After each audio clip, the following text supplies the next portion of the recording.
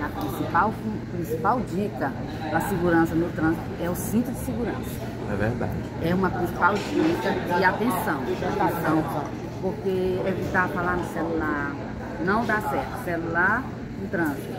A mesma coisa de bebida no trânsito, não dá certo. E outra coisa também, pra gente atravessar uma faixa, a gente tem que ter certeza, saber que se o motorista está ali vendo, tá?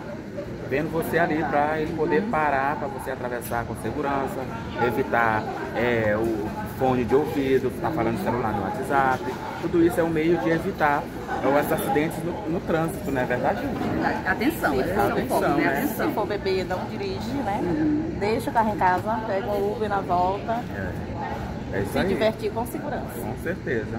Essa é uma das melhores formas que existe da pessoa ter mais segurança, tanto dentro do seu bairro, dele e de outras pessoas também, né? É isso aí que é importante.